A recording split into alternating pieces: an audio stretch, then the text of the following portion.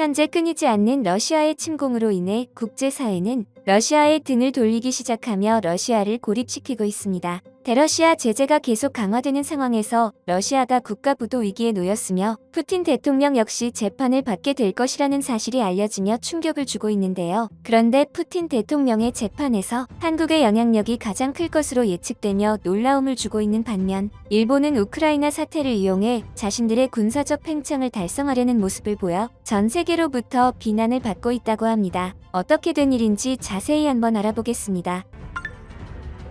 구독과 좋아요 한 번씩 부탁드립니다. 지난 1일 러시아 외무장관이 유엔 회의에서 발언하자 세계 각국 외교관들이 러시아의 우크라이나 침공에 대한 항의 표시로 잇따라 퇴장하는 시위를 벌였습니다. 세르게이 라브로프 러시아 외무부 장관이 1일 스위스 제네바에서 열린 유엔 인권이사회에 화상으로 발언을 시작하자 각국 외교관들이 회의장에서 나가버렸다고 AFP 통신 등 외신들이 전했습니다. 퇴장 시위를 주도한 예브에니아 필리펜코 주제네바 우크라이나 대사는 회의장 밖에서 대형 국기를 들고 독립을 위해 투쟁하는 우크라이나 국민에게 놀라운 지지를 보여준 여러분께 매우 감사하다고 말했습니다. 퇴장 시위에 동참한 독일 대사인 카타리나 스타시는 유엔 인권이사회가 거짓 정보를 유포하는 장으로 악용되어서는 안 된다고 말했다고 독일 대페아 통신은 전했습니다. 라브로프 장관은 우크라이나가 러시아계 주민을 오랫동안 박해해왔으며 서방이 이를 지원했다고 주장했습니다. 유엔 인권이사회보다 1시간여 전 열린 유엔 군축회의에서도 비슷한 풍경이 벌어졌는데요. 라브로프 장관이 화상으로 연설을 시작하자 각국 외교관들이 등을 돌려 회의장을 빠져나갔습니다. 회의장에서 빠져나간 외교관들은 우크라이나 국기 앞에 모여 크게 박수를 쳤고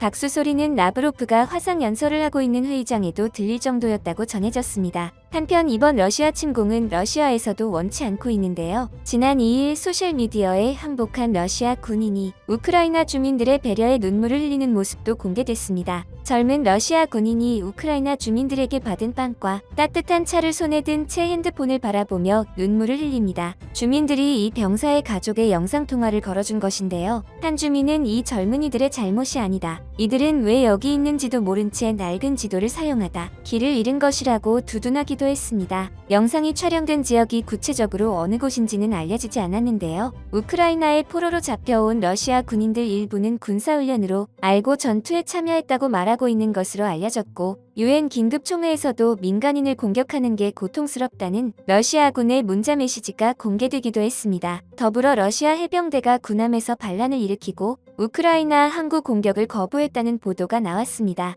영국 매체 더선은 우크라이나 현지 매체를 인용해 러시아 함대가 우크라이나 남부 항만도시 오데사 폭격 명령을 거부하고 러시아로 후퇴했다고 보도했습니다. 보도에 따르면 이날 크림반도 인근에 있던 러시아 함대에서 폭동이 일어났는데요. 러시아 함대는 상륙 작전을 앞두고 우크라이나 군인들에게 공격을 중단한다고 무전을 남겼다고 합니다. 이후 약속대로 어떠한 공격 없이 러시아를 향해 배를 돌린 것으로 전해졌습니다. 러시아 내 대표적 반부틴 인사인 일리아 포노마리오프에 따르면 반란을 일으킨 부대는 810 해군 보병 여단이라고 합니다. 한편 영국과 37개국은 2일 국제형사재판소에 러시아의 우크라이나 침공에 대한 전쟁 범죄 혐의 조사를 공식 요청했으며 ICC는 즉각 수사를 개시할 것이라고 밝혔습니다. 리즈 트러스 영국 외무장관은 이날 트위터를 통해 영국과 37개 동맹국은 우크라에서 벌어지고 있는 잔혹행위를 ICC에 회부했다고 전했습니다. 가디언은 ICC 역사상 가장 큰 규모라고 언급했습니다. 트러스 장관은 러시아는 불법적이고 정당성이 없는 우크라 침공에서 무고한 시민을 상대로 무차별적인 무력을 행사하고 있다며 블라디미르 푸틴 정권은 반드시 책임져야 한다고 강조했습니다.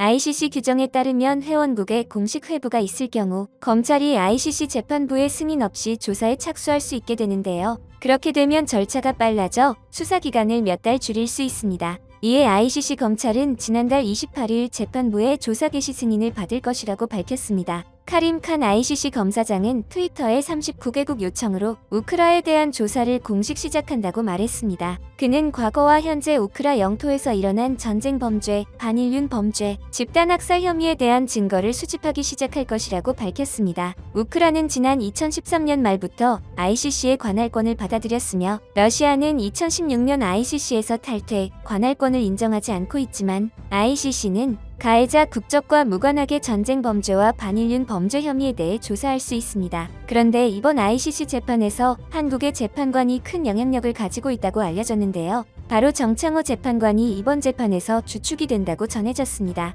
정창호 재판관은 2014년 국제형사재판소 재판관에 선출됐습니다. 정 재판관은 당시 미국 뉴욕 국제연합본부에서 열린 ICC 재판관 선출 1차 투표에서 유효표 104표 중 3분의 2가 넘는 73표를 얻어 임기 9년의 재판관을 뽑혔는데요. 1차 투표에서 3분의 1을 넘겨 당선된 후보는 정 재판관이 유일합니다. 그는 ICC 역사상 최연소 재판관이기도 해 항상 관심을 받아왔습니다. 한국인이 ICC 재판관으로 선출된 것은 송상현 전 ICC 소장 이후 두 번째입니다. ICC 재판관은 모두 18명입니다. 이들은 원활한 사건 배당을 위해 전심과 1심, 상소심 재판부에 배치되는데요. 그는 전심을 선택했습니다. 전심재판부 재판관은 전심 사건뿐만 아니라 1심이나 상소심에서 진행 중인 다른 사건까지 동시에 맡을 수 있습니다. 현재 ICC의 수사재판 진행이 너무 느리다는 국제사회의 비판도 있습니다만 국가적 규모의 차원에서 벌어지는 집단살해죄, 인도에 반한 죄, 전쟁 범죄, 침략 범죄 등에 대한 ICC 재판은 해당 국가의 운명과 역사를 바꿀 수도 있기 때문에 형사소송에서의 절차적 정의, 특히 공정한 재판이 더욱 중시됩니다.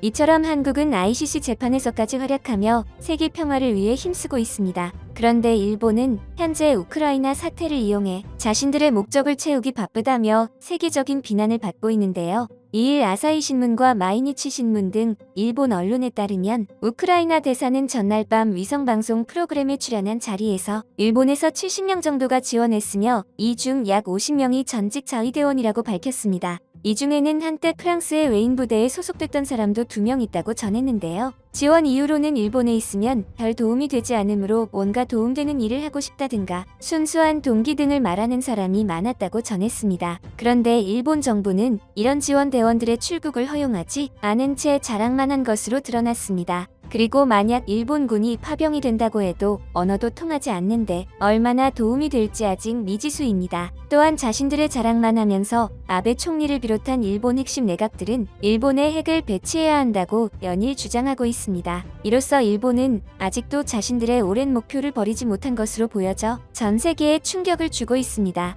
한편 국내에서도 참전 방법을 문의하는 글이 이어지고 있는데요. 지난 2월부터 네이버 지식인 등 질문과 답변을 주고받을 수 있는 온라인 플랫폼에는 우크라이나 참전 방법 좀 알려달라, 파병 방법을 알려달라, 우크라이나 전쟁에 참전하고 싶다 등의 질문이 이어졌습니다. 작성자 A씨는 2013년 군 전역자이므로 파병은 말도 안 되는 것 알고 있다라며 우크라이나에 힘이 되고 싶은데 폴란드로 가서 우크라이나로 국경을 넘어가야 하는 것이냐라며 구체적인 방법을 물었습니다. 또 다른 작성자 B씨는 우크라이나 참전 방법 좀 알려달라며 그리고 혹시 나이 제한이 있는지 좀 말해달라고 질문했습니다. 네티즌 C씨는 우크라이나 대사관을 통해서 전투병에 자원하고 싶다라며 특수전 부사관 7년하고 올해 전역했고 내일 대사관을 방문하려 하는데 혹시나 우리나라에서 맞거나 국제 수배할 가능성이 있느냐라고 질문했습니다. 하지만 대부분의 답변자들은 현실적인 방안을 제시하고 있는데요. 답변자들은 현재 국내 국방부의 파견 방침 등과 관련한 정확한 정보가 없어 현실성이 낮다며 개인이 우크라이나에 갈 방법은 없다 등의 반응을 보였습니다. 이처럼 한국, 일본은 똑같이 참전 의사를 밝히면서도 세부적인 내용과 대처 방안이 확연히 다른 모습을 보이고 있습니다. 한편 서방의 강력한 대러시아 제재에